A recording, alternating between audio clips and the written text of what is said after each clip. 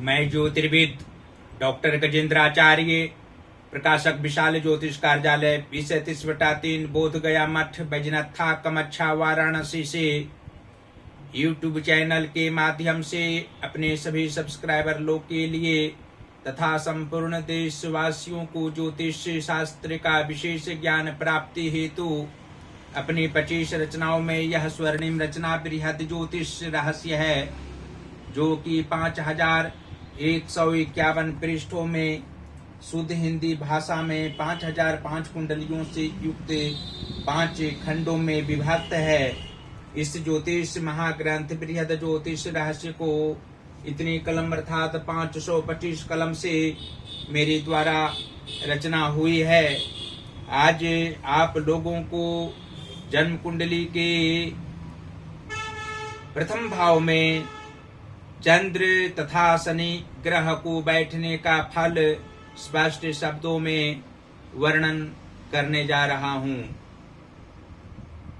जन्म कुंडली के प्रथम भाव में चंद्र तथा शनि के मेल से जातक निश्चित ही संघर्षशील होते हैं। जब भाग्योदय का समय आता है तो ये भावुक होकर क्रोध कर्म क्षेत्र में विशेष रूप से कर देते हैं, जिससे नाराज होकर पदाधिकारी गण इनकी उन्नति को बिल्कुल रोक देते हैं। ये जातक अपने घर परिवार में सहृदयता रखते हैं, लेकिन ऐसी बातें इनसे परिवार वालों से होने लगती है कि अस्थिर मस्तिष्क हो जाता है और ये अशांत होकर निश्चित ही घर द्वार छोड़ देते हैं। लेकिन चंद्र के प्रभाव से जातक बाहर निकलकर अच्छी सत्संगति में चले जाते हैं।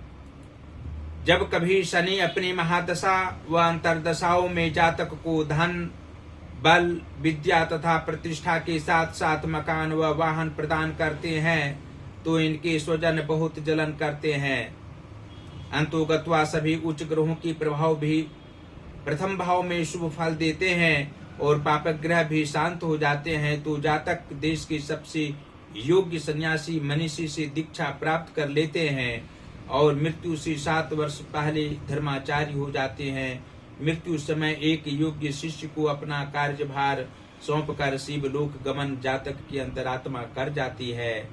और यह भी स्पष्ट शब्दों में आप लोग जान सकते हैं कि जन्म कुंडली के एकादश भाव के स्वामी शनि ग्रह हों तथा पंचमेश अर्थात विद्या व संतान भाव के स्वामी सूर्य ग्रह हों तो लग्न भाव स्थित चंद्र तथा शनि के प्रभाव से जातक को लाभ की संभावना कम रहती है।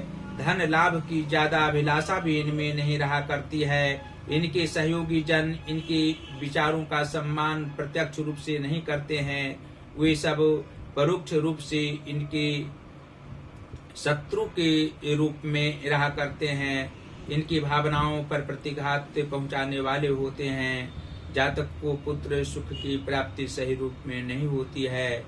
विलंब से विवाह भी इनका होता है और संतान सुख की अभिलाषा सही रूप में इस जातक को पूर्ण नहीं होती है। और जन्म कुंडली के भाग्य भाव के स्वामी गुरु बृहस्पति हों तथा धन भाव के स्वामी शुक्र ग्रह हों तो प्रथम अर्थात लग्न भाव स्थित चंद्र तथा शनि के प्रभाव से जातक का भाग्य 23वें वर्ष में उदय अवश्य होता है, लेकिन अस्थायी इनका भाग्य होता है। सभी अवस्थाओं में भाग्य इनका साथ सही रूप में देने वाला नहीं होता है। अस्थायी जीवन इनका रहा करता है। किसी भी स्थान पर एक जगह रहकर धनोपार्जन ये करने वाले नहीं होते हैं। कहीं भी एक स्थान पर टिक कर रहने वाले नहीं होते हैं, स्थायी रूप से रहने वाले नहीं होते हैं। धन का अभाव किसी भी काल में इनको रह सकता है।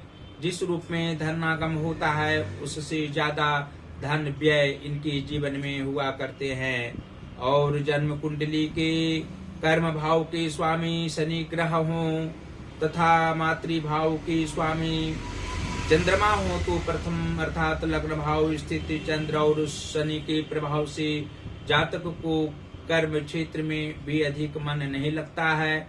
कर्म करने समय इनके विचारों में अनेकों प्रकार की बातें आती हैं और मन निश्चित रूप से भटक जाना, विचलित हो जाना स्वाभाविक लक्षण होता है। जातक को मातृ सुख भी सही रूप में प्राप्त नहीं होता है। इनकी माता को शारीरिक कष्ट के साथ साथ मानसिक कष्ट की सामना किसी भी काल में करनी पड़ती है। वृद्धावस्था से पहले इनकी माता की मृत्यु हो सकती है। वे जब तक जीवित रहती हैं हर प्रकार से संघर्ष करने वाली होती हैं। मानसिक रूप से परेशानी के अलावा उनको आर्थिक तंगी हमेशा रहा करती है। मन में उद्वेग जैसी स्थिति उनको रहा करती है। परिवारजनों से प्रेम नहीं रहा करता है। उनकी भावनाओं को समझने वाले भी अन्य स्वजन नहीं होते हैं। और जन्म कुंडली के सप्तम भाव अर्थात दाम्पत्य जीवन के स्वामी शुक्र ग्रह हों और लग्नेश मंगल ग्रह हों तो प्रथम भाव अर्थात लग्न भाव स्थित चंद्र तथा शनि के प्रभाव से जातक का दाम्पत्य जीवन सामान्य रूप से गुजरता है। जीवन के किसी भी भाग में पारिवारिक क्षेत्र में तनाव रहना, मानसिक कष्ट भी होना विशेष रूप से युवावस्था में मुख्य रूप से अनिवार्य है। मध्यावस्था के उपरांत भी जातक को मानसिक तनाव पारिवारिक क्षेत्र में रहा करता है। अंत अवस्था आने पर भी अन्य प्रकार की परेशानियां घर द्वार में रहा करती हैं। इनको छोटी छोटी बातों में भी मानसिक तनाव होना स्वाभाविक है और इनका शरीर स्वस्थ भी सही रूप में नहीं रहा करता है। जीवन के पूर्वार्ध भाग एवं उत्तरार्ध भाग में भी हर प्रकार के तनाव इनके मन मस्तिष्क में रहा करते हैं।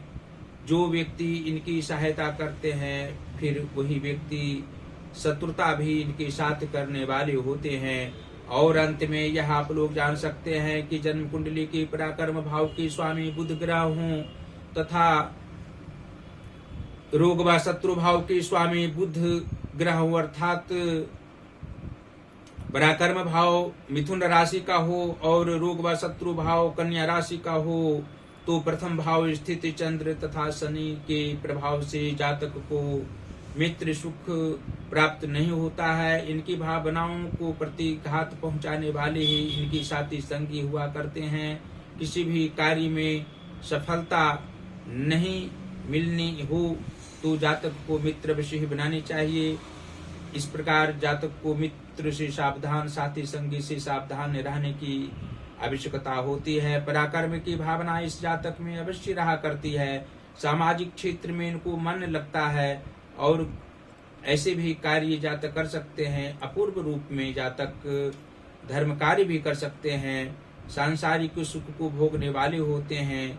सांसारिक सुख भोगने की ज्यादा अभिलाषा इनमें नहीं रहा करती है। और अंत में फिर यह आप लोग जान सकते हैं कि जन्म कुंडली के नीच भावों में यदि उच्च ग्रह बैठे हों और उच्च भावों में पापक ग्रह बैठे हों तो प्रथम भाव स्थित चंद्र तथा शनि के प्रभाव से जातक को शारीरिक कष्ट की संभावना किसी भी काल में हो सकती है। मानसिक तनाव रह सकता है। आर्थिक परेशानी की सामना भी करनी पड़ सकती है। वृद्धावस्था में अधिक कष्ट हो सकते हैं। इसलिए जातक को भगवान गणेश की आराधना अवश्य ही करनी चाहिए। शनिवार को पीपल वृक्ष में सुबह के समय में जलदान करने से आत्मिक सुख प्राप्त होगा, शारीरिक कष्ट नहीं होगा।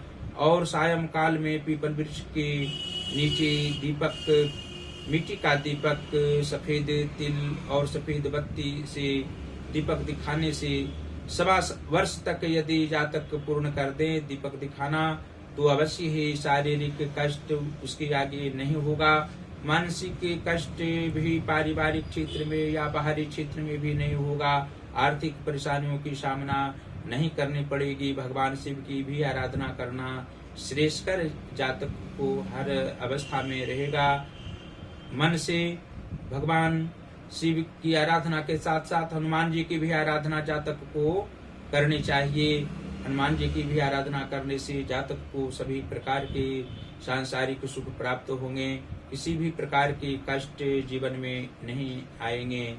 और अंत में फिर इस ज्योतिष महाग्रंथ बृहद ज्योतिष रहस्य को आपको लोगों को मंगवाने के लिए हम कहेंगे, क्योंकि इसको मंगवाने से आप लोगों को अवश्य ही ज्योतिष शास्त्र का बृहद रूप से ज्ञान प्राप्त होगा, जिससे अनेकों जन का कल्याण आप लोग कर पाएंगे और हर प्रकार के व्यक्तियों को कुंडली को देखकर उसका समाधान, उसकी समस्याओं का निदान करने में आप लोग सहायक सिद्ध होंगे। इसलिए इसको अवश्य ही आप लोग अपने अपने घरों में मंगवावें। इसको विद्यालय से लेकर विश्वविद्यालय तक रखा जा सकता है, किसी भी पुस्तकालय में रखा जा सकता है। इसके अध्ययन से अवश्य ही ज्योतिष शास्त्र का ज्ञान प्राप्त होगा। और हम प्रकाश की ये कार्य करते हैं। यहाँ से हिंदी का पुस्तक प्रकाशित करा सकते हैं, संस्कृत का पुस्तक प्रकाशित करा सकते हैं, इंग्लिश का भी बुक प्रकाशित करा सकते हैं। हमसे सीधा संपर्क आप लोग करें। पहला संपर्क का नंबर है जो मेरा व्हाट्सएप नंबर है 94 अर्थात 9451228747 और दूसरा नंबर है जो मेरा पेटीएम नंबर है 8840761792। और इस समय हम इंस्टाग्राम पर भी वीडियो बनाकर दे रहे हैं। आप लोग अवश्य ही इंस्टाग्राम पर ज्योतिष महाज्ञान हमारा अकाउंट है, उसको अवश्य ही देखें। अपनी 25 रचनाओं में 18वीं रचना जो वाक्योपदेश है 3333 वर्णानुक्रम उपदेशात्मक वाक्यों में, उसका एक एक वाक्य हम प्रत्येक दिन वीडियो बनाकर देते हैं। आप लोग अवश्य ही हमारी वीडियो को फॉलो करें और फेसबुक पर भी हमारे सभी वीडियो को देख सकते हैं।